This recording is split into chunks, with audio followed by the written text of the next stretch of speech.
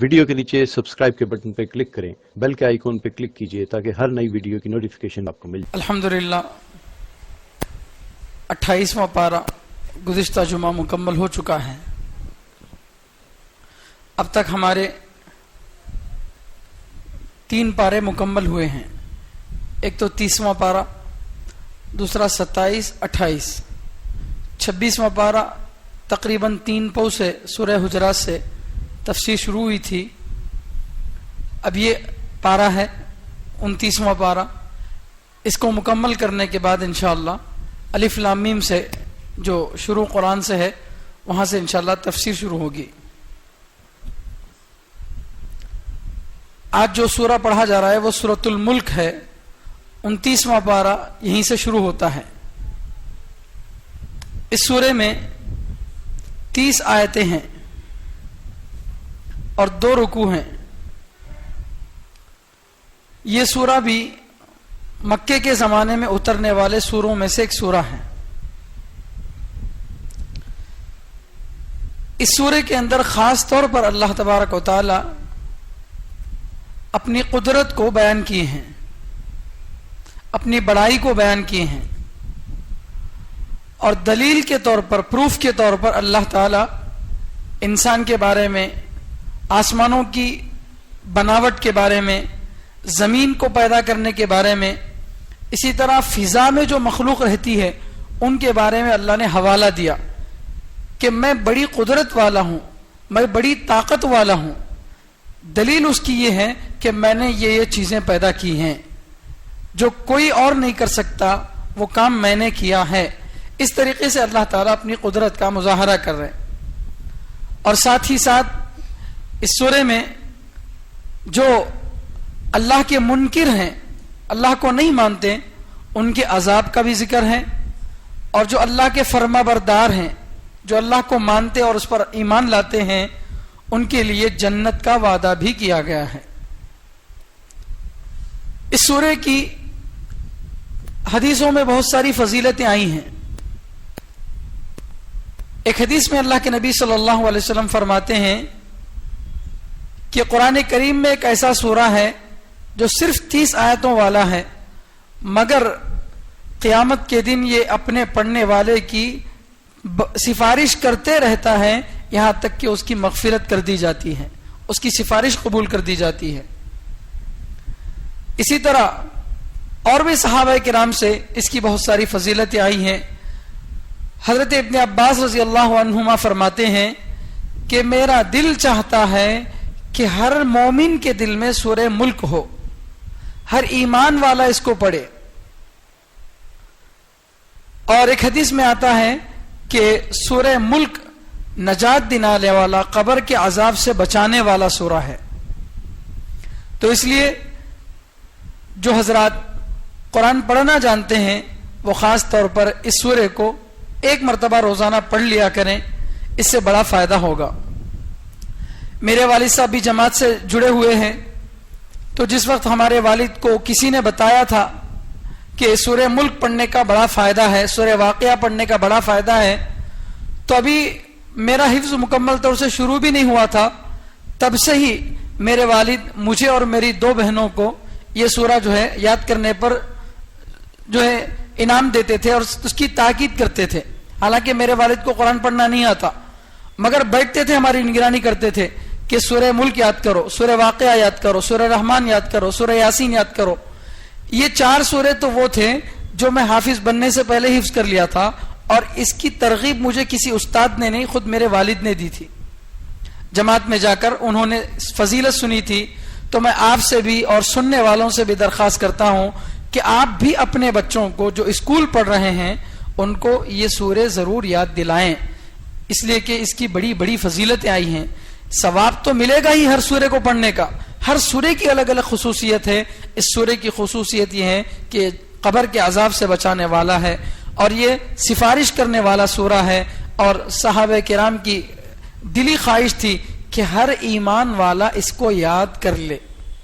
تو لہٰذا جو قرآن پڑھنا جانتے ہیں وہ تو یاد کر سکتے ہیں، پہلے ناظرہ صحیح سنا لینا کسی کو۔ اگر کسی کو یاد کرنا ہے تو ایک حافظ صاحب سے، مسجد کے امام صاحب سے دیکھ کر پہلے پڑھ کے سنا دینا تاکہ کوئی غلطی باقی نہ رہے، پھر اس کے بعد یاد کرنا. ویسے ہی یاد کرنا شروع کر دیے تو غلطیاں یاد کریں گے. ٹھیک ہے. اب جن کو قرآن پڑھنا نہیں آتا وہ لوگ اس کو حفظ کرنا چاہ رہے ہیں تو کیسا کرنا؟ تو اس کا طریقہ یہ ہے کہ آپ صبح شام اس کو سنتے رہیے. آپ دکان میں بیٹھے ہیں، اتنا زیادہ ساؤنڈ مت رکھیے کہ بازو والوں کو سنائی دے، بس ہلکا سا ساؤنڈ رکھیے جو آپ کو سنائی دے.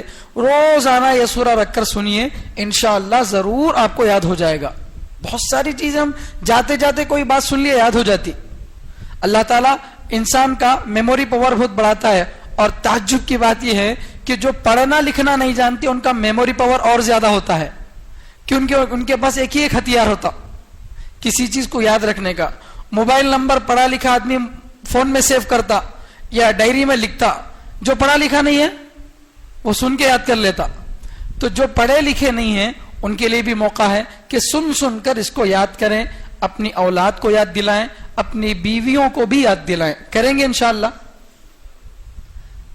بسم اللہ الرحمن الرحیم. شروع کرتا ہوں اللہ کے نام سے جو بڑا مہربان نہایت رحم کرنے والا ہے. تبارک الذی بیدہ الملک وہو علی کل شیء قدیر. تبارک بابرکت ہے، بلند ہے، الذی وہ ذات، بیدہ الملک جس کے قبضے میں بادشاہت ہے. بلند اور بالا ہے، بابرکت ہے وہ ذات جس کے قبضے میں، جس کے کنٹرول میں بادشاہت ہے. وَهُوَ عَلَى كُلِّ شَيْءٍ قَدِيرٌ اور وہ ہر چیز پر قدرت رکھنے والا ہے، اور وہ ہر چیز پر قدرت رکھنے والا ہے. یہ اس سورے کی پہلی آیت ہے. آیت کیا؟ دعویٰ سمجھ لیجئے، اللہ کی طرف سے دعویٰ ہے. پہلا دعویٰ یہ ہے کہ اللہ بلند ہیں، بڑے مرتبے والے ہیں. تبارک. برکت کس کو بولتے ہیں ہم لوگ؟ زیادہ ہو جانے کو. 10 آدمی کا کھانا تھا 15 کھا لیے تو اس کو کیا بولتے ہیں؟ برکت. اللہ کی ذات میں برکت کا مطلب کیا؟ اللہ بلند مقام والے ہیں، مرتبے والے ہیں. تو پہلا دعویٰ اللہ کر رہے ہیں تبارک، اللہ برکت والے، اونچے ہیں، بلند ہیں. دوسرا دعویٰ الذی بیدہ الملک، اللہ وہ ہیں جن کے قبضے میں ہی ساری بادشاہت ہے، جن کے قبضے میں ہی ساری بادشاہت ہے. اور تیسرا دعویٰ کر رہے ہیں وَهُوَ عَلَى كُلِّ شَيْءٍ قَدِيرٌ اور وہ ہر چیز پر قدرت رکھنے والے ہیں. تو گویا اللہ اپنے وجود کے ساتھ ساتھ اپنی صفات کو بیان کر رہے ہیں، اپنی خوبیوں کو بیان کر رہے ہیں کہ اللہ بڑے ہی مقام والے ہیں.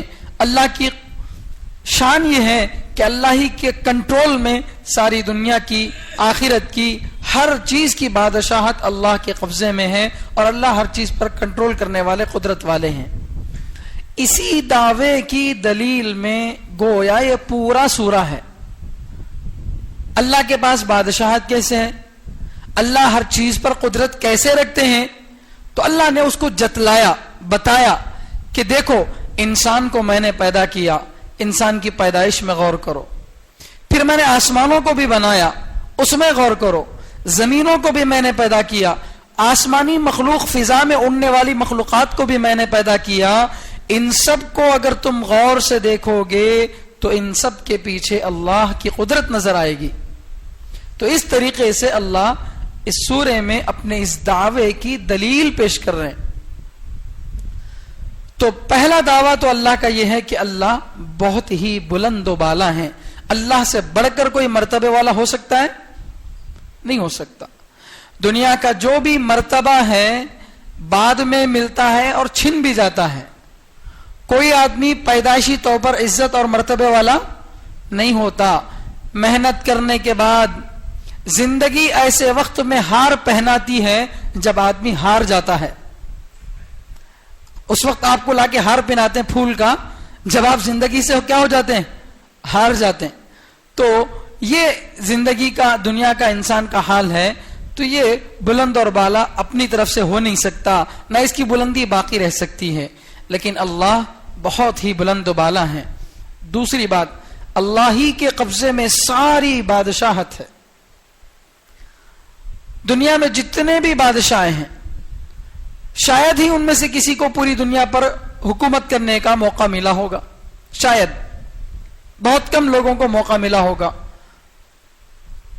تو اللہ اگر کسی کو حکومت دیتے بھی ہیں تو ایک محدود علاقے میں دیتے ہیں اور ایک مخصوص وقت کے لیے دیتے ہیں، اور وہ بھی صرف انسانوں پر اس کی قدرت چلتی ہے۔ انسانوں کے علاوہ اور مخلوق پر قدرت چل سکتی ہے؟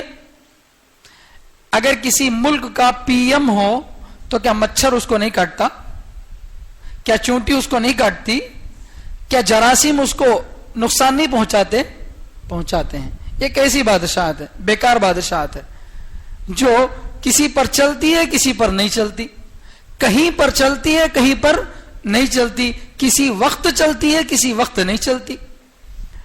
5 سال بڑی ٹھاٹ باٹ کے ساتھ حکومت کیا، 5 سال کے بعد کوئی پوچھ کر بھی نہیں دیکھ رہا، اس طریقے سے اس کی بادشاہت ختم ہو گئی۔ یہ بادشاہت بھی کوئی بادشاہت ہے جو بھیک مانگ کر لی جاتی ہے، جو لوگوں کے پاؤں پڑ کر لوگوں کے سامنے ہاتھ جوڑ کر لی جاتی ہے، اور پھر مصیبت یہ ہے کہ وہ اس میں آزاد بھی نہیں ہوتا۔ آزاد ہے، میں فلاں عہدہ مل گیا، میں ایم پی بن گیا، پی ایم بن گیا، کچھ بھی بن گیا، اب میں جیسے چاہے کر سکتا ہوں، کر سکتا؟ وہاں سے کورٹ کی طرف سے اسٹے آرڈر آ جاتا، یہاں سے پولیس اریسٹ کرنے آ جاتی، ادھر سے فوج پکڑنے آ جاتی۔ آپ وہی کر سکتے ہیں جس کی آپ کو اجازت ہے، ویسا ہی کر سکتے ہیں جیسا کرنے کی اجازت ہے۔ تو اللہ اکبر، یہ انسان کی سوچ کے لیے بڑی ہی عبرت والی بات ہے کہ بادشاہ تو صرف اللہ ہی کی ہے۔ دنیا میں جو اپنے آپ کو بادشاہ کہتے ہیں وہ بڑے ہی مجبور ہیں بیچارے، بڑی خوش فہمی میں ہیں کہ ہم بادشاہ ہیں، ہم کو حکومت اور سلطنت مل گئی۔ اللہ فرماتے ہیں کہ بادشاہت تو کسی کے پاس نہیں ہے، ساری دنیا کی اور آخرت کی، ہمیشہ کی، پہلے کی بھی، بعد کی بھی، انسانوں کی بھی، جنات کی بھی، ہر مخلوق پر بادشاہت اللہ کی چلتی ہے۔ یہ اللہ کی بادشاہت ہے۔ اللہ کے بغیر ایک پتا بھی ہل سکتا ہے؟ نہیں ہل سکتا۔ ایک چونٹی بھی اپنا قدم بڑھا سکتی ہے؟ نہیں بڑھا سکتی۔ بہت مرتبہ ہم جسٹ مس ہو گئے، ایسا لگنے والی تھی گاڑی، ذرے میں مس ہو گئے۔ ارے مس آپ نہیں ہوئے، اللہ نے کرایا، اللہ نے کرایا۔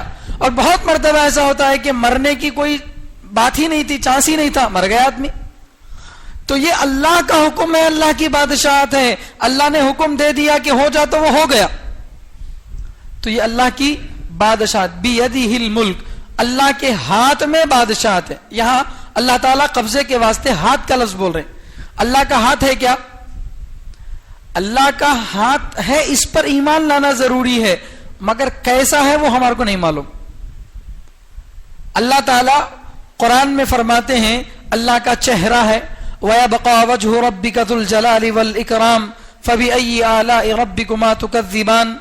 تو اللہ قرآن میں کہیں فرماتے ہیں اللہ کے لیے چہرہ ہے، اللہ کہیں فرماتے ہیں تَعْلَمُ مَا فِي نَفْسِي وَلَا أَعْلَمُ مَا فِي نَفْسِكَ، اے اللہ میرے دل میں کیا ہے تو آپ جانتے ہیں، مگر آپ کے دل میں کیا ہے میں نہیں جانتا۔ تو قرآن میں کسی ایک جگہ اللہ کے لیے دل ثابت کیا جا رہا، یہاں پر اللہ تعالیٰ اپنے لیے ہاتھ بتا رہے ہیں۔ تو یہ ہاتھ یا دل یا آنکھ یا چہرہ، یہ اس پر ایمان لانا ہمارے اوپر ضروری ہے کہ اللہ کا ہاتھ ہے، اللہ کا دل ہے، اللہ کا چہرہ ہے، یہ اس پر ایمان لانا ضروری ہے۔ مگر کیسا ہے؟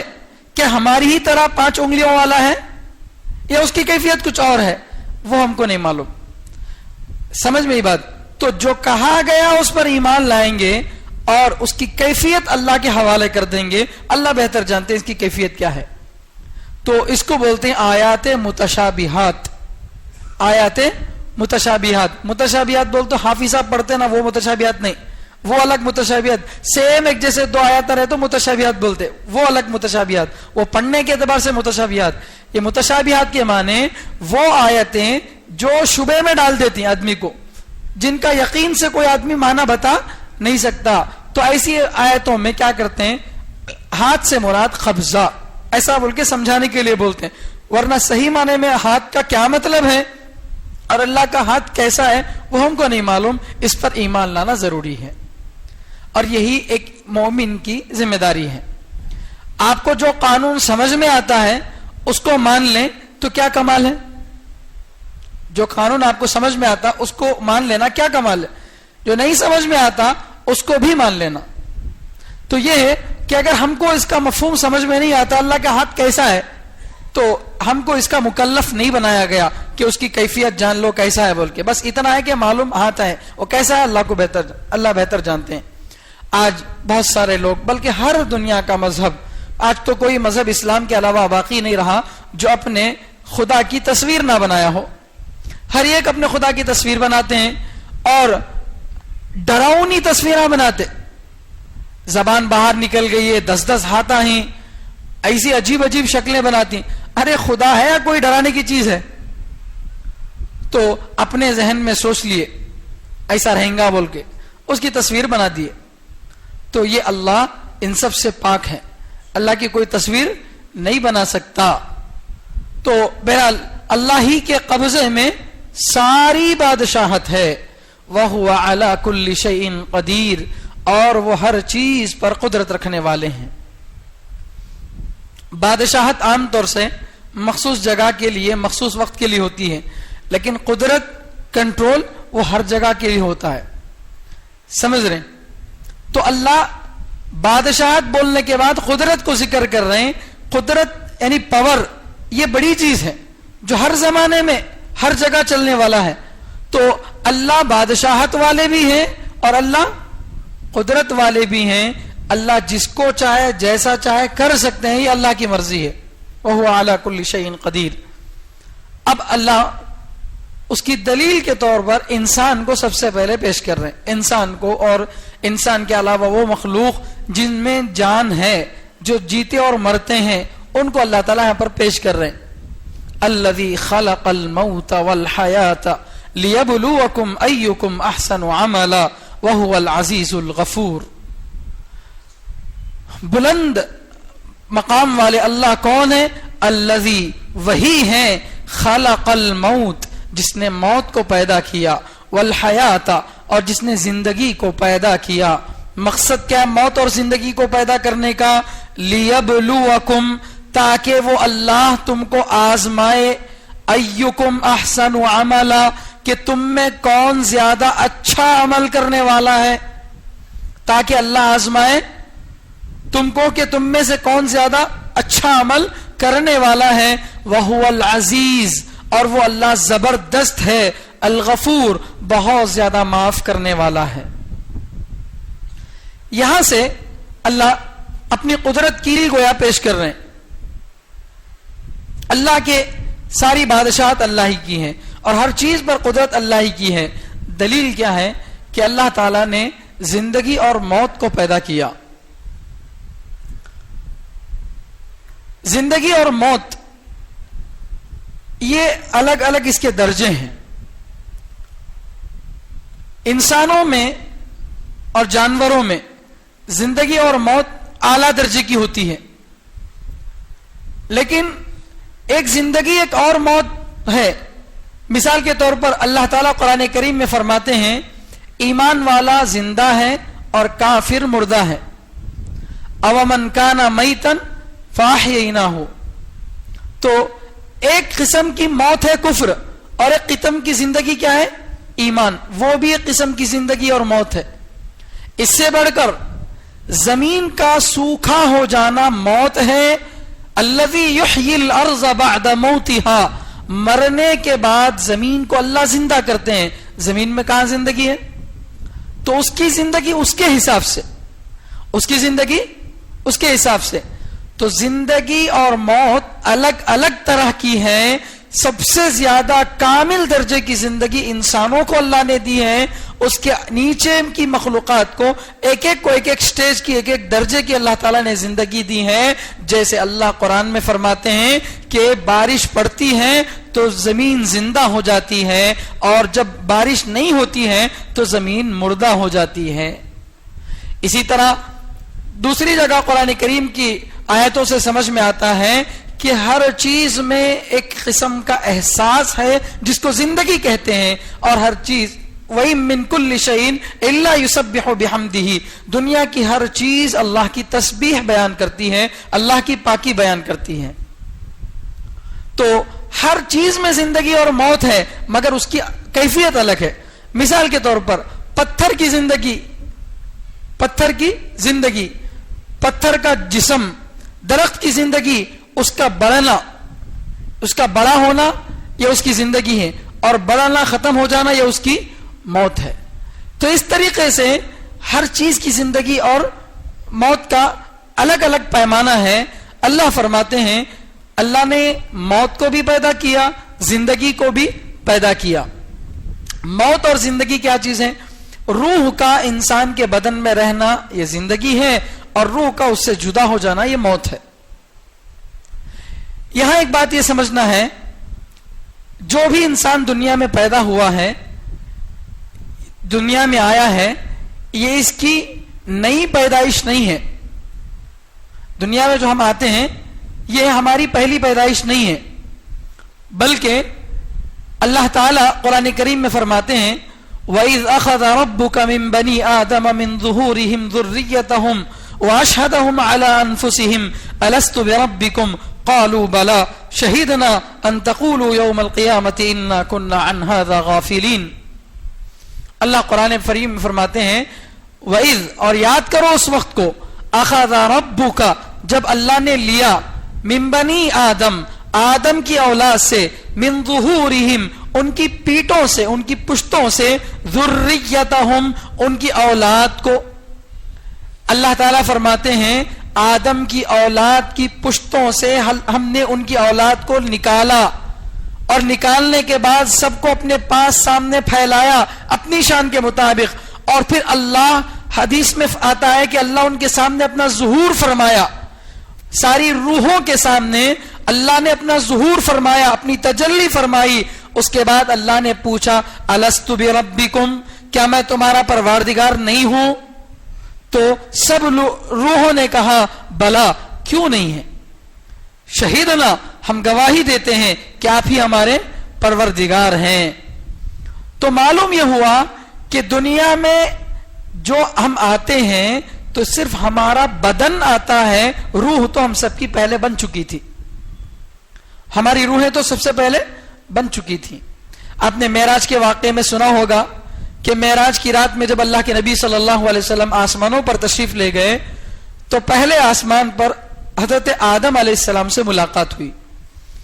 آدم علیہ السلام کے بارے میں بخاری شریف، مسلم شریف میں یہ بات صحیح حدیث کے ذریعے سے ملتی ہے کہ آدم علیہ السلام سے جب اللہ کے نبی صلی اللہ علیہ وسلم کی ملاقات ہوئی تو اللہ کے نبی صلی اللہ علیہ وسلم نے دیکھا کہ آدم علیہ السلام جب اپنے رائٹ سائڈ دیکھتے ہیں تو مسکراتے ہیں، جب اپنے لیفٹ سائڈ دیکھتے ہیں تو روتے ہیں۔ پوچھا کہ کیا ماجرا ہے؟ ادھر دیکھتے ہیں تو ہنستے ہیں، ادھر دیکھتے ہیں تو روتے ہیں، کیا وجہ ہے؟ تو فرمایا جبریل علیہ السلام نے کہ آدم علیہ السلام کے دائیں طرف ان کی نیک اولاد ہے، جب وہ اپنی نیک اولاد کو دیکھتے ہیں تو جیسا ایک باپ اپنی ہونہار اولاد کو دیکھ کر خوش ہو جاتا ہے، چار لوگوں میں بولتا ہے یہ میرا بیٹا ہے، میرا بیٹا ایسا کیا ویسا کیا، میرا بیٹا فلاں کام کرتا ہے، بڑے فخر کے ساتھ اپنی اولاد کے اچھے کارناموں کو بولتا ہے۔ تو حضرت آدم علیہ السلام بھی جب اپنی نیک اولاد کو دیکھتے ہیں تو خوش ہو جاتے ہیں، اور جب بری اولاد کو دیکھتے ہیں تو جیسے ایک باپ کو اپنی بری اولاد کو دیکھ کر تکلیف ہوتی ہے، اس تکلیف کی وجہ سے حضرت آدم علیہ السلام بھی روتے ہیں۔ تو وہاں سوال یہ پیدا ہوتا ہے آدم علیہ السلام کی ساری اولاد وہاں کہاں تھی؟ کچھ تو مر چکے تھے، کچھ تو مر چکے تھے، اور کچھ تو ابھی پیدا ہوئے نہیں تھے، اور کچھ جو دنیا میں تھے وہ وہاں کہاں سے گئے؟ سوال سمجھ میں آیا؟ جو مر گئے انہوں ختم، جو عائش نہیں ان کا سوال نہیں، اور جو دنیا میں تھے وہ تو دنیا میں روح کے ساتھ ہی نا، پھر وہاں کون تھا؟ تو اس کا جواب یہی ہے کہ ہماری روحوں کی ایک نیگیٹو، جیسے فوٹو کی پہلے یہ ملتی تھی، نیگیٹو ملتی تھی، ہمارے بچپن میں فوٹو جب اتارتے تھے تو اس کی نیگیٹو ملتی تھی جس میں چھوٹی سی تصویر رہتی, اس کو جا کر دھلائے تو بڑی فوٹو نکلتی. ویسے ہماری ایک نیگیٹو کہاں ہے؟ عالم ارواح میں, جہاں اللہ تعالیٰ روحوں کو ترتیب سے جمع کر کے رکھے ہیں. تو ہم سب کی روحوں کو اللہ نے پہلے ہی پیدا کر دیا تھا, اور ان روحوں کو پیدا کر کے ہی ان سے اللہ نے وعدہ لیا تھا کہ کیا میں تمہارا رب نہیں ہوں. انہی روحوں کو دیکھ کر آدم علیہ السلام خوش ہوتے تھے اور انہی روحوں کو دیکھ کر روتے تھے. تو انسان کی دنیا میں پیدائش یہ پہلی نہیں ہے. ہاں, انسان کا دنیا میں ڈھانچہ بنتا ہے, پھر وہیں سے روح لا کر اس میں ڈالی جاتی ہے, اسی کو ہم زندگی بولتے ہیں. اور جب یہ روح نکال کر واپس اسی جگہ لوٹا دی جاتی ہے, یعنی منتقل کر دی جاتی ہے. انتقال ہو گیا بولتے ہیں نا, فلاں کا انتقال ہو گیا. انتقال کے معنی کیا؟ شفٹ ہونا, ایک جگہ سے دوسری جگہ کا شفٹ ہونا. تو موت کوئی منفی چیز نہیں ہے, نیگیٹو چیز نہیں ہے, بلکہ موت بھی پازیٹیو ہے. کیا کس اعتبار سے پازیٹیو؟ یہ ایک طرف سے دوسری طرف کیا ہونا؟ شفٹ ہونا. روح جو مٹی سے بنے ہوئے جسم میں تھی, اب وہ وہاں سے شفٹ ہو کر آخرت میں چلی گئی. تو شفٹنگ کو کیا کہتے ہیں؟ موت بولتے ہیں. اور اس کے رہنے کو کیا بولتے ہیں؟ زندگی بولتے ہیں. تو یہ ہے موت اور زندگی کی حقیقت. تو اللہ تعالیٰ فرماتے ہیں اللہ نے موت کو بھی پیدا کیا, زندگی کو بھی پیدا کیا. اگر آپ غور کریں تو انسان کی زندگی کی جو ساری چیزیں ہیں وہ انہی دو چیزوں کے درمیان ہیں. آدمی پیدا ہوتا ہے تبھی سے اس کا کاٹا شروع ہوتا ہے, میٹر چالو ہوتا ہے, اور کب تک چلتا رہتا ہے؟ موت تک. اب اللہ نے موت کو بھی پیدا کیا, زندگی کو بھی پیدا کیا, تو اب یہ بولنے کی ضرورت نہیں کہ درمیان کی چیزوں کو بھی اللہ پیدا کیا. عقل مند کے لیے اشارہ کافی ہے. ارے سمجھ رہے؟ تو سر سے لے کر پیر تک سب میرا ہے بولتے, پیٹ بھی تمہارا کیا بولے تو وہ آ گیا خود بخود. تو ویسے ہی زندگی سے موت تک ساری چیزوں کو اللہ نے کیا کیا؟ پیدا کیا. اب اس کا پیدا کرنے والا, زندگی کو بھی بنانے والا اللہ ہے, جس زندگی کی وجہ سے آج انسان اتراتا ہے. اور وہ موت جس سے ہر انسان ڈرتا ہے, جس کی حقیقت سے, جس کے کڑوے گھونٹ سے آدمی بھاگتا ہے, تو اس موت کو بھی کون پیدا کیا؟ اللہ پیدا کیا. اسی زندگی کے رہنے سے آدمی زندہ رہتا ہے, اس کے نکلنے سے مر جاتا ہے. تو یہ کیا قدرت ہے؟ ہم آئے اپنے اعتبار سے نہیں, ہم کو کوئی لایا, اور پھر ہم اپنی مرضی سے مرتے نہیں مرتے. اگر کسی کو یہ اختیار دیا جاتا کہ چاہے تو مرو چاہے تو دنیا میں رہو, تو کوئی جانا چاہتا ہے ایسے؟ نہیں جانا چاہتا. تو ہم آئے بھی اپنی مرضی سے نہیں اور جائیں گے بھی اپنی مرضی سے نہیں. تو ہم پر کوئی کنٹرول کر رہا ہے, وہی وہو علی کل شیء قدیر. اللہ ہر چیز پر قدرت رکھنے والا ہے, کیونکہ موت کو بھی اللہ نے پیدا کیا, زندگی کو بھی اللہ نے پیدا کیا. انسانوں کی موت اور زندگی تو سمجھ میں آتی ہے, لیکن پتھروں کی بھی موت, درختوں کی بھی موت, اسی طرح زمین کی بھی موت, دنیا میں رہنے والی ہر چیز کی موت ہوتی ہے, ان کی بھی پیدائش ہوتی ہے. ہم کو شاید سمجھ میں نہ آئے, لیکن ان کی بھی موت اور پیدائش ہوتی ہے. ان سب کو اللہ نے پیدا کیا. ان سب کے اوپر کس کا کنٹرول ہے؟ اللہ کا. تو اللہ اپنی قدرت کا ثبوت دے دیے. اگر تمہارے پاس مجال ہے, اللہ سورہ واقعہ میں چیلنج کر کے بتا رہے کہ جس آدمی کو تم پسند کرتے ہو, جب اس کی موت کا وقت آئے تو پوری دنیا والے مل کر, سارے ڈاکٹرز مل کر اپنی ایڑی چوٹی کا زور لگا کر اسے بچا کر دکھاؤ. بچا سکتے ہیں؟ کووڈ میں جو دوسروں کا علاج کرنے والا تھا وہ خود کووڈ سے مرتا ہے. جو ہزاروں لوگوں کا ہارٹ کا آپریشن کرنے والا ڈاکٹر ہے, وہی ہارٹ سے مرتا ہے. یہ انسان کی کمزوری ہے. تو اللہ فرماتے ہیں کہ جس موت اور زندگی کی وجہ سے آدمی اپنے آپ کو بڑا محسوس کرتا ہے, اس کا پورا ریموٹ ہمارے ہاتھ میں ہے. اس لیے کہ ہم نے پیدا کیا زندگی اور موت کو. یہاں موت کو اللہ پہلے بیان کریں, حالانکہ عام طور سے زندگی پہلے آتی بعد میں موت آتی, لیکن اللہ پہلے موت کو بولے, زندگی کو بعد میں بول رہے ہیں. کیوں؟ اس لیے کہ موت کا کوئی انکار تو نہیں کرتا, مگر اس سے غفلت ضرور کرتا ہے. کوئی دنیا میں اللہ کا انکار کرنے والا مل جائے گا آپ کو, موت کا انکار کرنے والا کوئی ملتا؟ انکار کرنا چاہے تو آ جاؤ, ہائی وے پہ چڑھیں گے, نہیں تو کرنٹ کا وائر ہاتھ میں لے لو, معلوم ہوتا. انکار ہوتا نہیں ہوتا بلکہ. تو کوئی موت کا انکار نہیں کر سکتا. تو لہذا اللہ اس کے یقینی ہونے کو بتانے کے لیے پہلے لائے کہ موت یقینی ہے. جیسے زندگی اب ہماری یقینی ہے, ہم زندہ ہیں یقینی طور پر, ایسے موت بھی کیا ہے, یقینی ہے. اس کے یقینی ہونے کو بتانے کے لیے پہلے اللہ موت کا تذکرہ کر رہے ہیں کہ اللہ نے موت بھی پیدا کیا, زندگی کو بھی پیدا کیا. اب جب دنیا سے آدمی کی روح منتقل ہو کے آخرت میں چلی جائے گی تو اب کوئی موت ہے نہیں. حدیث میں آتا ہے کہ اللہ تعالیٰ موت کو بھی ایک مینڈے کی شکل میں لا کر کیا کر دیں گے, ذبح کر دیں گے. اب موت کو بھی موت آ جائے گی, اب کوئی باقی نہیں رہے گا. تو لہذا اب اچھا, زندگی اور موت کو پیدا کرنے کا مقصد کیا ہے؟ اللہ فرما رہے ہیں لیبلوکم, تاکہ اللہ تم کو آزمائے, تمہارا امتحان لے. کس چیز کا؟ ایکم احسن عملا, کہ تم میں کون زیادہ اچھا کام کرنے والا ہے. زندگی اور موت کو پیدا کرنے کا مقصد کیسے ہے؟ تو اس مقصد کو میں سمجھاتا ہوں, ذرا غور سے سنیے.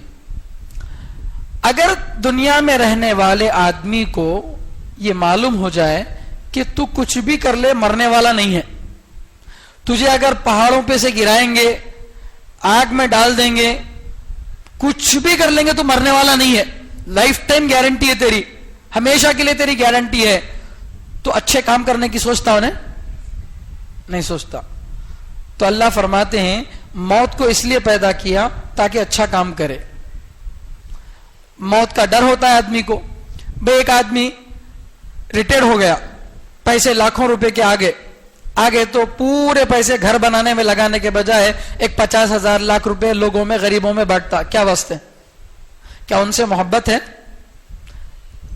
اسٹیٹ بینک آف آخرت میں کام آنے کے لیے, آخرت میں کام آنے کے واسطے مرنا ہے, اچھے کام آ کر کے مریں گے. تو آدمی جو دنیا میں اچھے کام کرتا ہے, گناہوں سے بچتا ہے, کس واسطے؟ موت ہے بول کے. اگر یہ موت کا جو ہے کانسیپٹ ہٹا دیا جائے تو پھر کوئی آدمی ڈرتا نہیں ڈرتا. اگر اسکول میں پڑھنے والے بچے کو یہ معلوم ہو جائے کیا بھی کر لو تمہارے کو ایسے نکالتے نہیں, تو انہیں ریگولر آتا, ایگزام لکھتا, تو ہر چیز کے پیچھے ایک ڈر ہوتا. تو موت شرط ہے عمل کے لیے, اچھے کام کرنے کے لیے موت کیا ہے؟ شرط ہے. اچھا, اس لیے اللہ کیا کرے؟ موت کو پیدا کرے. تو موت کو اس لیے پیدا کیا تاکہ اچھا کام کرے. کیا کنیکشن ہے سمجھ میں آیا؟ کیونکہ موت ہی کے ڈر سے آدمی اچھا کام کرتا ہے اور برے کاموں سے رکتا ہے. زندگی کو اللہ نے پیدا کیا کیا واسطے؟ تاکہ اچھا کام کرے. تو زندگی کیسے اچھے کام کا ذریعہ بنتی؟ بولو تو زندہ رہے تو اچھا کام کریں گے. سو کرنے کے لیے کوئی ٹائم ہونا نہیں. تو ٹائم کیا ہے؟ یہی زندگی ہے. اسی زندگی میں آدمی کو جو بھی اچھا کرنا ہے کر لینا ہے. تو موت کے ڈر سے زندگی کے وقت میں اچھا کام کرتا ہے. موت کے ڈر سے زندگی کے وقت میں آدمی کیا کرتا ہے؟ اچھا کام کرتا ہے. تو اچھے کام کے لیے دونوں چیزیں ذریعہ ہیں, موت بھی ذریعہ ہے اور زندگی بھی ذریعہ ہے. موت سے ڈر کر کرتا ہے اور زندگی میں کرتا ہے. اس لیے اللہ تعالیٰ فرماتے ہیں لیبلوکم, تاکہ اللہ تم کو آزمائے, ایکم احسن عملا, کہ تم میں کون اچھا عمل کرنے والا ہے. یہاں دو باتیں سمجھنے کی. پہلی بات, اللہ تعالیٰ زندگی اور موت کو اس لیے پیدا کیے تاکہ کون اچھا کام کرتا وہ دیکھیں گے بول کے. تو خراب کام کرنے والوں کو دیکھنے اللہ کا مقصد نہیں کیا؟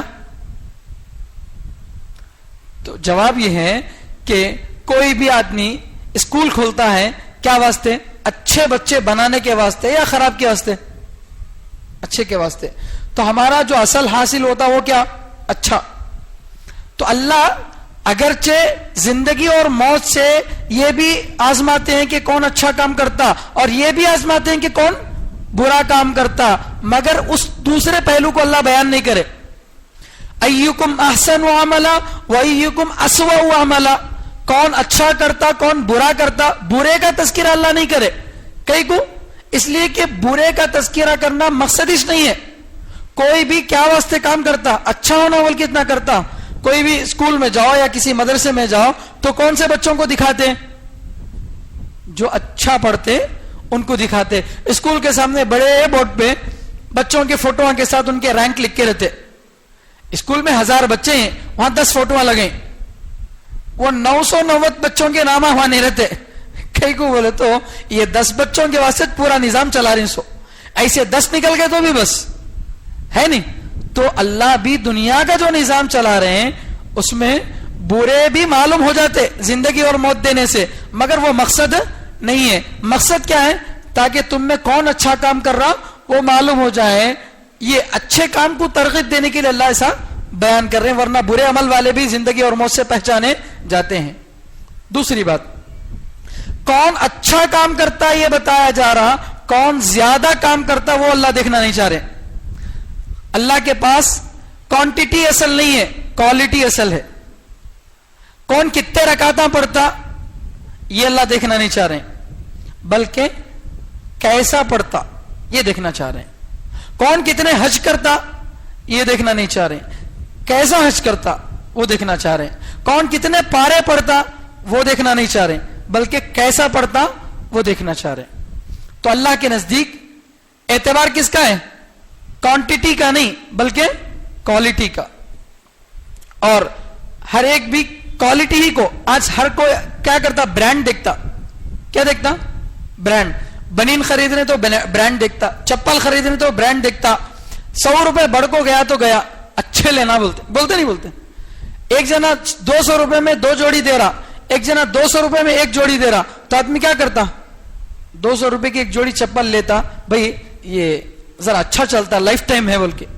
تو دنیا میں بھی انسان کوالٹی ہی کو زیادہ دیکھتا, کوانٹٹی کو نہیں دیکھتا. تو اللہ فرماتے ہیں کہ اللہ تم میں سے آزمائیں گے کہ کون اچھا عمل کرتا ہے.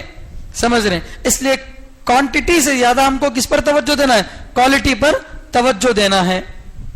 اب اچھا, یہ بیان سننے کے بعد عشاء کی نماز 2 رکعت پڑھ رہے ہیں, عصر کی نماز بھی 2 رکعت پڑھ رہے ہیں. کیا بولتے ہو مولا توجہ سے 2 رکعت ہی پڑھ سکتا ہوں میں, وہ باقی 2 رکعت میں ذرا دکان کا بھگل رہتا, اس واسطے دل لگا کو کتنے رکعت پڑھتا ہوں؟ 2 پڑھتا ہوں. رمضان میں 30 روزے ہی اچھا 3 رکھتا ہوں, باقی چھوڑ ڈالتا ہوں. تو یہاں نہیں چلتا, کیونکہ فرض جو ہے وہاں تو کوالٹی بھی ہے کوانٹٹی بھی ہے. وہ تو گنتی کو پورا کرنا ہی ہے. 30 روزے بول تو 30 کرنا, 4 رکعت بول تو 4 پڑھنا, وہاں کیا بھی لیس نہیں ہوتا. ہاں اس میں اب مزید تمہارے کو نفلوں کی گنجائش ہے, سنتوں کی گنجائش ہے. ایکسٹرا جو کام ہے, اگر کوئی آدمی ایکسٹرا بہت زیادہ کر رہا لیکن بے ڈھنگا کر رہا, لیکن ایک آدمی چھوٹا کام کر رہا لیکن ڈھنگ کا کر رہا, تو کس کو پسند کرتے ہیں؟ ڈھنگ کے کام کو پسند کرتے. تو یہ احسن, یہ اکثر, یہ کس کے اعتبار سے ہے؟ فرض کو چھوڑ کر جو ضروری ہے, زکات نکالنا 40%, ٹھیک ہے, 40,000 میں 1,000 دینا ہے. تو اب کیا کر رہے ہیں؟ 500 روپے دے تو خوش دلی سے دیتا ہوں, باقی 500 نہیں دیتا, نہیں چلتا. 1000 بھی دینا پڑے گا, خوش دلی سے دینا پڑتا. ہاں اس کے اوپر اگر آپ 100 روپے دینا چاہ رہے تھے بد دلی سے, نفلی صدقہ, لیکن 50 روپے خوش دلی سے دے سکتے ہیں بغیر کسی کو بولے کے. آج کل کیا ہے, لوگ 100 روپے کے موزہ دے کے فوٹو مار کے بیچارے کو پوری سوشل میڈیا میں ذلیل کرتے. وہ لینے والا بھی بیچارہ شرمندہ ہو جاتا. تو وہ 100 روپے کا دیکھو فوٹو مارنے سے بھی بہتر ہے 50 روپے کا دیکھو فوٹو مت مارو. ٹھیک ہے, یہ مطلب ہے کہ کم کرو لیکن اچھا کرو. ایکم احسن عملا, تو کون تم میں سب سے زیادہ اچھا عمل کرتا ہے. تو ہم کو بھی کیا کرنا چاہیے؟ اپنے عمل میں احسان پیدا کرنا ہے. اچھا نماز ہم پڑھ رہے ہیں, 4 رکعت فرض نماز پڑھ رہے ہیں, 2-3 رکعت ہی پڑھ رہے ہیں, سنتیں کم پڑھ رہے ہیں, لیکن اس کو بھی کم سے کم ہم کیا کرنا؟ پورے اطمینان کے ساتھ, مکمل صحیح سورے, صحیح دعاؤں کے ساتھ پڑھنے کی کوشش کرنا. تو یہ ہیں, اللہ تعالیٰ فرماتے ہیں ایکم احسن عملا وہو العزیز الغفور, اور اللہ زبردست ہیں, الغفور بہت زیادہ معاف کرنے والے ہیں. اللہ بہت ہی قدرت رکھنے والے ہیں, زبردست ہیں, جس کو چاہے جو چاہے کر سکتے ہیں, اور غفور ہیں, اللہ جس کو چاہے اپنی مہربانی سے معاف کر سکتے ہیں, جس کو چاہے اللہ بغیر حساب و کتاب کے جنت میں بھیج سکتے ہیں. اللہ کی یہ بخشش ہے. ایک تو اللہ کی اپنی قدرت کی دلیل دے دیے, زندگی اور موت کو کون پیدا کیا؟ اللہ نے پیدا کیا. اس کے پیچھے کی جو تفسیر تھی وہ آپ کے سامنے بتا دیا. پہلا پروف ہے اللہ کی قدرت کا. اب دوسرا پروف، الذی خلق سبع سماوات طباقا، وہی اللہ ہے جس نے 7 آسمانوں کو پیدا کیا تہ بتہ، ایک کے اوپر ایک. اللہ نے 7 آسمانوں کو پیدا کیا تہ بتہ، ایک کے اوپر ایک. ما ترى، تو نہیں دیکھے گا، فی خلق الرحمن، رحمان مہربان کی مخلوق میں، پیدائش میں، بناوٹ میں، من تفاوت، کوئی کمی. تو اللہ کی بناوٹ میں کوئی کمی نہیں دیکھے گا. فرجع البصر، دوبارہ نظر لوٹا لے، نظر کو لوٹا لے. هل ترى من فطور، کیا تو کوئی کمی دیکھتا ہے، کیا تو کوئی عیب دیکھتا ہے. ثم ارجع البصر کرتين، پھر دوبارہ کئی مرتبہ نظر کو لوٹا. ينقلب اليك البصر، تیری نگاہ تیری طرف لوٹ کر آئے گی. خاسئا، ذلیل ہو کر. وهو حسیر، اس حال میں کہ وہ تھکی ہوئی ہوگی، اس حال میں کہ وہ تھکی ہوئی ہوگی. دوسرا، اللہ تعالیٰ اپنی قدرت کو بتانے کے لیے آسمانوں کی پیدائش کو بتا رہے ہیں. اللہ نے کتنے آسمان بنائے؟ 7 آسمان بنائے. 7 آسمان کیسے ہیں؟ پیاز کے چھلکے کے جیسا ہیں یا ان دونوں کے درمیان میں فاصلہ ہے؟ بہرحال جیسا بھی ہو، ہم تو نہیں دیکھے ہیں، جیسا بھی ہو، وہ اگر ضروری ہوتا تو اللہ اس کو بتا دیتے. بہرحال جیسا بھی ہو، 7 آسمان یا تو جیسے فلور ہوتے ہیں ویسے بنائے تاکہ اوپر کے فلور کی گرمی نیچے نہ آئے، اس لیے اوپر والی عالم کی باتیں نیچے نہ سنائی دیں. اس کے لیے اللہ تعالیٰ بیچ میں ڈسٹینس رکھا ہے، حدیث میں آتا ہے. یا پھر پیاز کے چھلکے کی طرح ایک کے اوپر ایک آسمانوں کو اللہ بنایا ہے. ایسا بنانے میں مقصد کیا ہے؟ مقصد یہ ہے کہ آسمان مضبوط ہو. اگر دونوں آسمانوں کے درمیان ڈسٹینس ہے تو مقصد کیا؟ اوپر والی بات نیچے نہ سنائی دے، اوپر والی گرمی نیچے نہ محسوس ہو. اگر ایک کے اوپر ایک، ایک کے اوپر ایک ایسا رکھیں جیسے ہم کپڑے ایک دوسرے پر دھوری مارتے ہیں، تو ویسا اگر رکھیں تو مقصد کیا ہے؟ مضبوطی. مضبوطی مقصد ہے. تو مضبوطی کے لیے اللہ نے 7 آسمان پیدا کیا یا پھر دونوں کے درمیان ڈسٹینس رکھ کے کسی اور مقصد سے پیدا کیا؟ جو بھی ہو، اللہ نے کتنے آسمانوں کو بنایا؟ 7 آسمانوں کو بنایا طباقا، تہ بتہ. یہاں ایک اور بات ہے، اللہ یہاں پر دوسری بھی چیزوں کا تذکرہ کر سکتے تھے. زمین کا تو آگے آ رہا تذکرہ. مثلا اللہ تعالیٰ یہ بول سکتے تھے کہ اللہ تعالیٰ نے بلڈنگ بنایا، اللہ نے بڑا اونچا مینار بنایا، اللہ جھاڑ بنایا، ایسا بول سکتے تھے. لیکن سب سے اونچی والی چیز کو جب بتا دیے تو اس کے نیچے والی چیزیں خود بخود آگے. 100 میں 10 ہے نہیں ہے. میرے پاس 100 روپے ہے بولتے 10 روپے کیا پوچھتے؟ نہیں. ویسے ہی سب سے زیادہ مشکل، سب سے زیادہ بڑا کام آسمانوں کا پیدا کرنا ہے. آسمان کا اللہ نے چھت ایسا بنایا، ہزاروں لاکھوں سال سے وہ موجود ہے، کبھی اس کا رنگ نہیں بدلا، کبھی اس میں پھٹن نہیں آئی، کبھی اس سے کوئی خرابی یا کمپلینٹ نہیں آئی. آدمی بنا کر 50 سال بھی نہیں گزرتا کہ دراڑ آ جاتی ہے. 50 سال تو دور کی بات، آج تو 5 سالوں میں بھی آ جاتی ہے. تو یہ انسان کی بناوٹ ہے. اللہ نے ایسا بنایا. اور زمین اور آسمان کے درمیان بڑا ڈسٹینس ہوتے ہوئے بھی دور سے ایسا لگتا گویا زمین آسمان مل رہے ہیں، گویا کہ ایک ٹینٹ ہے. وہاں جا کر دیکھے تو پھر آسمان اور دور دکھتا. تو ایسا عجیب و غریب اللہ تعالیٰ آسمان بنایا، اور وہ بھی بغیر پلر کے. کوئی پلر نہیں ہے. ایک معمولی چھت کو کھڑا کرنے کے لیے، چھت تو چھوڑیے، کوئی بھی چیز کھڑا کرنے کے لیے سہارے کی ضرورت پڑتی ہے. آسمان کا سہارا کہاں ہے؟ بغیر سہارے کے اللہ تعالیٰ نے پیدا کیا. تو اللہ سمجھانا چاہتے ہیں کہ جب اتنی بڑی مخلوق کو میں نے پیدا کیا تو اس سے چھوٹی چھوٹی چیزیں کیا نہیں بنا سکتا میں؟ ضرور بنا سکتے ہیں. تو اس کے تحت باقی سب چیزیں آ گئیں. اللہ نے 7 آسمانوں کو پیدا کیا کیسے؟ تہ بتہ، ایک کے اوپر ایک. اللہ تعالیٰ جو ہے فرماتے ہیں ما تری فی خلق الرحمن من تفاوت، اللہ کی بناوٹ میں تم کوئی کمی، کوئی عیب نہیں دیکھو گے. اللہ کی بناوٹ میں کوئی عیب نہیں دیکھو گے. اللہ چیلنج کر رہے ہیں. اللہ نے اتنا بڑا آسمان بنایا ہے, کسی کی مجال ہے جو آسمان کے بارے میں کوئی عیب نکال کر دکھائے کہ آسمان میں فلاں عیب ہے, ہمارے بچپن میں آسمان ایسا تھا اب ایسا ہو گیا, بول سکتا کوئی؟ نہیں بول سکتا. تو اللہ فرما رہے ہیں تو دیکھ نہیں سکتا. ما ترا, پہلی بات تو آسمان کو دیکھ سکتے نہیں دیکھ سکتے نہیں معلوم. جو ہم کو نظر آتا ہے وہ بادل ہے, جو ہم کو یہاں سے نظر آتا ہے وہ کیا ہے؟ بادل ہے. پلین میں اڑنے کے بعد بادل نیچے, ہم اوپر ہو جاتے. تو اب آسمان کہاں ہے؟ پہلی بات تو وہاں نظر پڑتی نہیں پڑتی, اگر پڑی تو بھی اللہ فرماتے ہیں کہ اس میں کوئی عیب تم نہیں دیکھو گے.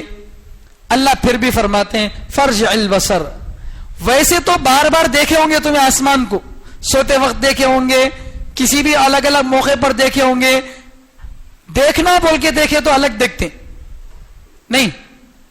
جیسے رشتہ کرنا ہے, رشتہ داروں میں بچی رہتی, رشتہ داروں کا بچہ رہتا, مگر شادی کی جب ڈیٹ طے ہوتی تو پھر دیکھنے کے واسطے الگ جاتے. بچپن سے دیکھتی پھر کیا دیکھتی, تو وہ دیکھنا بول کو نہیں دیکھے تھے, ویسا دیکھ لیے تھے. دیکھنا بول کے اب ایک ایک بال سے باریک چیز کو دیکھتے ہیں, ہاتھا کیسے ہیں, پاوا کیسے ہیں, بالا کیسے ہیں بول کو, اب بڑا گہرائی کے ساتھ دیکھتے نا. تو ویسا اللہ فرماتے ہیں آسمان کو تمہیں بار بار دیکھ لیے ہوں گے, لیکن اب میں جب بول رہا ہوں اب دوبارہ دیکھو. فرجع البصر, نگاہ کو لوٹاؤ. ہل تری من فطور, کیا تم کوئی کمی دیکھتے ہو؟ تو یہ عام انسانوں کے بارے میں اللہ فرما رہے ہیں. عام انسان جو پڑھا لکھا نہیں ہے وہ کیا دیکھ سکتا آسمان میں؟ خالی یہ دیکھ سکتا کہ آسمان میں تھگلے نہیں ہیں, آسمان پھٹکے نہیں ہیں, آسمان کا رنگ نہیں بدلا. یہ موٹی موٹی چیزیں عام آدمی کو نظر آتی. تو عام آدمی سے سوال کر رہے ہیں اللہ, ہل تری من فطور, کیا تم آسمان میں کوئی عیب دیکھ رہے ہو؟ ارے کسی کو عیب نظر آ رہا کیا آسمان میں؟ کوئی عیب نہیں ہے. پھر جو لوگ سائنس دان ہیں, سائنس جانتے ہیں, دوربینوں سے, آلات سے آسمان کے اندر کے ستارے دیکھتے ہیں, سیارے دیکھتے ہیں, بڑے بڑے مناظر دیکھتے ہیں. اللہ ان سے فرما رہے ہیں تمہیں عام لوگوں کی طرح رنگ رنگت نہیں دیکھتے, تمہیں اور بھی تحقیق کرتے ہیں, ریسرچ کرتے ہیں. تو ریسرچ کرنے والوں کے بارے میں اللہ دوبارہ چیلنج کر رہے ہیں, ثم ارجع البصر, پھر نگاہ کو دوبارہ لوٹا, کرتین, ایک مرتبہ نہیں, دو مرتبہ نہیں, بار بار آسمان کی طرف نگاہ کو لوٹا, بار بار. تو اللہ تحقیق کرنے والے جو ہیں اس کو تعمیر کا جو کرنے والے, تحقیق کرنے والے انجینئر رہتے ہیں, جو بتاتے ہیں کہ بھئی دیوار یہ ذرا ٹیڑھی ہے, اس میں یہ کمی ہے, اس میں وہ کمی ہے, جو بتاتے ہیں. اس طرح کے جو ماہر ہیں, جو بناوٹ کے ماہر ہیں, ان سے کہو کہ اپنے دوربینوں کو استعمال کر لے, اپنے آلات کو استعمال کر لے, ایک نہیں, دو نہیں, 1000 بار دیکھ لے. فرجع البصر کرتین, نگاہ کو بار بار دوڑاؤ. ینقلب الیک البصر, تمہاری نگاہ تمہارے پاس واپس آئے گی خاسئا, ذلیل ہو کر. یہ اللہ والوں کے بارے میں تیسری مرتبہ دیکھنے کے بارے میں, جو اللہ کے جاننے پہچاننے والے ہیں, اللہ والے ہیں, وہ دیکھتے ہیں آسمان کے رنگ کو, آسمان کی حکمتوں کو دیکھتے ہیں دوسری مرتبہ, اور پھر تیسری مرتبہ آسمان کی جو بناوٹ ہے, اس کے اندر جو حیرت انگیز اللہ تعالیٰ کی قدرت ہے, اس کو دیکھتے ہیں. تو دیکھنے کے بعد آدمی تھکا سا رہ جاتا ہے. ینقلب الیک البصر, تیری نگاہ تیرے پاس واپس آئے گی. کیسے؟ خاسئا, دھتکاری ہوئی. کتے کو جو ہکالتے نا اس کو بولتے ہیں خسیہ. تو اللہ فرماتے ہیں جیسے کتے کو دھتکار دیتے ہیں, ویسے تیری نگاہ, تو کیا بھی کمش نہیں تو رہے, کئی کو دیکھا تو ایسا, تیری نگاہ کیا ہوگی؟ دھتکاری ہوئی ہونے کی حالت میں واپس آئے گی. وَهُوَ حَسِيرٌ, اور وہ نگاہ تھکی ہوئی ہوگی, اور وہ نگاہ تھکی ہوئی ہوگی. کتنی بار دیکھے گا, کتنی دیر دیکھے گا آسمان کو؟ دیکھتے دیکھتے دیکھتے آنکھوں کی طاقت ختم ہو جائے گی. دیکھ سکتا ہے آدمی؟ سو کر بھی دیکھنا چاہے کتنے گھنٹے دیکھ سکتا ہے, کتنی بار دیکھ سکتا ہے؟ اللہ فرماتے ہیں کہ تیری آنکھ بھی تھک جائے گی, تیری عقل بھی تھک جائے گی, تو بھی تھک جائے گا, لیکن تو کیا ساری دنیا کی مخلوق مل کر, قیامت تک آنے والی مخلوق مل کر آسمان میں معمولی سا عیب بھی نہیں نکال سکتے, معمولی سا عیب بھی نہیں نکال سکتے. تو جب اللہ اتنی بڑی قدرت والے ہیں, جو اتنا بڑا آسمان پیدا کیے ہیں، وہ بھی ایک نہیں بلکہ 7 آسمان پیدا کیے ہیں، تو کیا وہ قدرت والے نہیں ہیں؟ اب اس دعوے کی دلیل نمبر 2. پہلے کیا دعویٰ کرے تھے پہلی آیت میں؟ وَهُوَ عَلَى كُلِّ شَيْءٍ قدیر، اللہ ہر چیز پر قدرت رکھنے والے ہیں. تو پہلی دلیل پیش کر دی، اب یہ دوسری دلیل ہے. اب آگے جب آسمان کی بات چھڑ گئی تو آسمان سے متعلق ایک اور بات بتا رہے ہیں. اللہ نے آسمان کو صرف سادہ نہیں بنایا، اس میں پی او پی بھی کرا، اس میں ڈیکوریشن کے لیے لائٹس بھی لگایا، بادل کے ذریعے پی او پی کر دیا بالکل وائٹ، اور پھر اس میں ستاروں کو، چاند کو، سورج کو لگا دیا تاکہ روشنی پہنچتی رہے، تاکہ خوبصورت دکھے. آسمان کی خوبصورتی دن سے زیادہ رات میں. جب آج لوگ جو ہیں کرنٹ میں رہتے ہوئے، لائٹوں میں رہتے ہوئے آسمان کی خوبصورتی کو بھول گئے. میں اپنے بچپن کی بات بتا رہا ہوں، جب گرمی کے دنوں میں گھروں میں کولر نہیں تھے، ایسیاں نہیں تھی، تو عام طور سے لوگ چھتوں پر سوتے تھے. اب چھت پر کون بھی نہیں سو رہے، سب جنے گھر میں کولر لا لیے. جب چھتوں پر سوتے تھے تو عشاء کی نماز پڑھ کر جب جا کے سوتے تو فوراً تو نیند نہیں آتی. جب آسمان کو دیکھتے تو اتنا دور، اتنے اس کے اندر ستارے، بڑی حیرت ہوتی تھی آسمان کو دیکھ کر کہ کیسا ہے. تو اللہ فرماتے ہیں کہ یہ جو اس میں ستارے بنائے ہیں آسمان میں، ستاروں کا مقصد کیا؟ وَلَقَدْ زَيَّنَّا السَّمَاءَ الدُّنْيَا، اور ہم نے قریبی آسمان کو ڈیکوریٹ کیا، مزین کیا، بِمَصَابِيحَ، چراغوں سے. چراغ سے مراد ستارے. چراغوں سے ہم نے نزدیک والے آسمان کو مزین کیا. وَجَعَلْنَاهَا رُجُومًا، اور ہم نے ان ستاروں کو پھینکنے کا ذریعہ بنایا، لِلشَّيَاطِينَ، شیطانوں کے لیے. وَأَعْتَدْنَا لَهُمْ عَذَابَ السَّعِيرِ، اور ہم نے شیطانوں کے لیے جہنم کا عذاب تیار کر رکھا ہے. چونکہ آسمان کی بات چھڑی تھی تو آسمان کے بارے میں اللہ ایک اور بات بتا رہے ہیں کہ اللہ نے نہ صرف آسمان کو بنایا، اسے مضبوط بنایا، اس کو بے سہار بغیر ستون کے بنایا، بلکہ ساتھ ساتھ اس کو ڈیکوریٹ بھی کیا. اللہ تعالیٰ کیسے ڈیکوریٹ کیا؟ اس میں اللہ نے قمقمے لگائے ستاروں کے. ستاروں سے آسمان کتنا خوبصورت نظر آتا ہے. اسی کی عکاسی کرتے ہوئے لوگ اپنے گھروں کی چھتوں میں لائٹ لگا لیتے ہیں، سٹار لگا لیتے ہیں تاکہ وہ خوبصورت لگے. اللہ تعالیٰ لگا دی ہیں، اور اتنے ستارے لگائے ہیں کہ ساری دنیا ہمیشہ روشن ہے. کیا کوئی دنیا کی حکومت ایک دن، ایک گھنٹے کے لیے پوری دنیا کو روشن کر سکتی ہے؟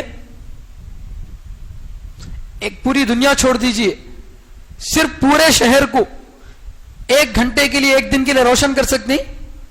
یعنی پورے شہر میں کہیں بھی ایک بال برابر جگہ پر بھی اندھیرا نہیں رہنا کر سکتے. لیکن اللہ دن میں سورج کے ذریعے، رات میں چاند اور ستاروں کے ذریعے ہر وقت روشن رکھا ہے. اگر یہاں اللہ ان ستاروں کا کرنٹ کا بل ہم سے لیتے کہ اسٹریٹ لائٹ جیسے تمہارے پاس رکھے ہیں، اسٹریٹ لائٹ میں گورنمنٹ والا کیا بھی ہمارے اوپر احسان نہیں کرتا؟ ہمارے سے جو ٹیکس لیتا وہی ٹیکس کی شکل میں اسٹریٹ لائٹ لگاتا. ہمارے سے ٹیکس زیادہ لے رہا بولتا ہوں بل زیادہ آ رہی مطلب. تو جب ایک معمولی گلی میں چھوٹے سے حصے میں لائٹ لگانے کا خرچہ اتنا آتا ہے، اگر اللہ ہم سے یہ کہیں کہ میں نے تمہارے لیے رات میں ستاروں کو لگایا، دن میں سورج کو لگایا، لاؤ کرنٹ کا بل، دے سکتا کوئی؟ نہیں دیکھ سکتا. تو اللہ تعالیٰ نے اتنا بڑا انعام فرمایا، اور پھر اس سے روشنی ہی نہیں بلکہ اس کو مزین، خوبصورتی کے لیے بنایا. ستاروں کا ایک مقصد ہے آسمان کو خوبصورت بنانا، دوسرا مقصد وَجَعَلْنَاهَا رُجُومًا لِلشَّيَاطِينَ، اور ہم نے ستاروں کو شیطانوں کو پھینک کر مارنے کا ذریعہ بنایا. میزائل بنایا اللہ نے شیطانوں کو پھینک کر مارنے کا. اس کے پیچھے ایک بیک گراؤنڈ ہے، شاید میں نے اس سے پہلے کبھی بتایا ہے. قرآن کے اترنے سے پہلے جنات کا، شیطانوں کا آسمانوں پر جانا آنا ہوتا تھا. وہ آسمانوں کے اندر جاتے تھے اور جا کر وہاں فرشتے دنیا کے بارے میں، کسی کی بارے میں بات چیت کرتے، آدھی بیدھی بات سن کر لا کے نیچے لوگوں کو بتاتے تھے. جو تقدیر بتانے والے، قسمت بتانے والے لوگ رہتے نا، ان کو لا کر بتاتے تھے. تو جب قرآن آیا تو جنات اب اوپر جانا چاہ رہے لیکن جا نہیں سک رہے، جدھر سے بھی گھسنا چاہ رہے جا نہیں سک رہے. کیا ماجرا ہے؟ تو اب اس کی تحقیق کرنے کے واسطے جنات ایک ٹیم کو تیار کرے. کیا بات ہے، اب سے 2-4 سال پہلے ہم لوگ وہاں جب چاہے آسمان کے اندر گھس جاتے تھے، مگر اب کہاں سے بھی گئے تو اندر آسمان میں جانے کا راستہ نہیں ہے. کیا وجہ ہے؟ تو تحقیق کرنے پر معلوم ہوا کہ ایک مرتبہ ان کی ایک ٹیم جنات کی جا رہی تھی ایک جگہ سے طائف کے قریب میں. تو وہاں پر اللہ کے نبی صلی اللہ علیہ وسلم فجر کی نماز پڑھا رہے تھے اور اس میں قرآن کی آیتیں زور سے پڑھ رہے تھے. تو یہ جنات کا وفد وہاں سے گزرا تو سنا قرآن کی آیتیں سن کر فوراً ان کے دل پر اثر ہوا اور وہ تحقیق کرنے لگے کلام کیا ہے. تو معلوم ہوا کہ اللہ کا کلام ہے، قرآن ہے جو اپنے نبی پر اترا ہے. تو پھر ان کو معلوم ہوا کہ قرآن اترنے کے بعد اب آسمانوں پر جانا کیا ہو گیا، ہمارا بند ہو گیا. اسی لیے معراج کی رات میں جو حدیث بیان کی جاتی ہے، اللہ کے نبی صلی اللہ علیہ وسلم کو جبریل علیہ السلام جب لے کر گئے آسمان پر، پہلے آسمان پر، تو ایسا نہیں کہ پہلے پورے آسمان کھلے تھے زر بول کے گھس کے اندر چلے گئے، ایسا نہیں تھا، بلکہ ایک آسمان پہ جاتے اور جا کر جبریل علیہ السلام کھٹکھٹا کر اندر سے اجازت لیتے. تو اندر والا فرشتہ پوچھتا کون؟ تو بولتے میں جبریل ہوں. تو فرشتہ پوچھتا کیا تمہارے اکیلے ہیں یا تمہارے ساتھ کوئی ہے؟ تو کہتے نہیں میرے ساتھ محمد صلی اللہ علیہ وسلم ہے. تو پھر سوال کرتا فرشتہ کیا اللہ ان کو بلائے کیا؟ تو کہتے ہاں. تو اب یہ 3 سوال کے بعد اب ان کو اوپر آنے کی اجازت ہوتی. جب نبی آسمانوں پر جا رہے ہیں کس کے ساتھ؟ جبریل علیہ السلام کے ساتھ، تو بھی اجازت لے کر آسمان کھل رہا ہے. تو معلوم یہ ہوا کہ اتنا محفوظ نظام ہے آسمان کا کہ قرآن ایسا کلام نہیں ہے جس کو کوئی جن یا شیطان آ کر بتایا ہو، کیونکہ آسمانوں کا نظام اتنا محفوظ نظام ہے کہ کوئی وہاں جا نہیں سکتا. اگر کوئی شیطان وہاں جانے کی کوشش کرتا ہے، آسمان کے دروازے کے قریب جا کر کان لگا کر سننے کی کوشش کرتا ہے، تو اللہ تعالی فَأَتْبَعَهُ شِهَابٌ ثَاقِبٌ، اللہ 23ویں بارے میں فرماتے ہیں کہ شعلہ بھڑکنے والا اللہ تعالیٰ ایک ستارہ پھینک کر اس کو مارتے ہیں. تو ستارہ ٹوٹتا ہوا نظر آتا ہے، اس شیطان کا پیچھا کرتا ہے یہاں تک کہ اس کو جلا کر راکھ کر دیتا یا اس کو دیوانہ بنا کر رکھ دیتا. تو یہ دوسرا مقصد ہے ستاروں کے پیدا کرنے کا. تیسرا مقصد اللہ تعالیٰ 14ویں پارے میں بیان کیے ہیں، وَبِالنَّجْمِ هُمْ يَهْتَدُونَ، ستاروں سے راستے کا علم ہوتا ہے.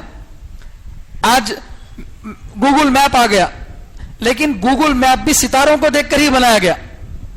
آپ جو بڑے عمر کے لوگ ہیں وہ جانتے ہیں کہ پہلے زمانے میں فلاں ستارہ فلاں گاؤں کی طرف، فلاں ستارہ فلاں پہاڑ کی طرف ہے، تو ایسا اس ستارے کی طرف جائیں گے تو فلاں گاؤں کو جائیں گے. بلکہ آج بھی سمندر میں جو لوگ سفر کرتے ہیں وہاں کوئی بلڈنگ نہیں، کوئی پہاڑ نہیں، تو وہاں سمندر میں جو سفر کرتے ہیں تو ستاروں کو دیکھ کر ہی سفر کرتے ہیں، مشرق میں جا رہے ہیں مغرب میں جا رہے ہیں ملک. تو ستاروں کے پیدا کرنے کا تیسرا مقصد کیا؟ راستے کی رہنمائی. تو یہ اللہ تعالیٰ فرما رہے ہیں. اچھا، تو شیطانوں کے لیے پھینک مارنے کا ذریعہ بھی ہم نے بنایا. یہ تو دنیا میں شیطانوں کو کیا کرتے ہیں؟ پھینک کر مارتے ہیں، لیکن یہاں جو ان کا عذاب ختم نہیں ہوتا. وَأَعْتَدْنَا لَهُمْ عَذَابَ السَّعِيرِ، اور ہم نے ان کے لیے جہنم کا عذاب بھی تیار کر رکھا ہے. ان کے لیے جہنم کا عذاب بھی تیار کر رکھا ہے. جنات کو بھی اللہ تعالیٰ، شیطانوں کو بھی جہنم میں عذاب دیں گے. کیسے؟ کیا ان کو آگ میں ڈالیں گے؟ کیا آگ کو آگ میں ڈالے تو کیا نقصان ہوتا؟ ایسا نہیں بولنا. مٹی کو مٹی میں ڈالنے سے نقصان ہوتا ہے. اگر ایک دھسنے والی مٹی میں آدمی کو ڈال دو نقصان نہیں ہوتا؟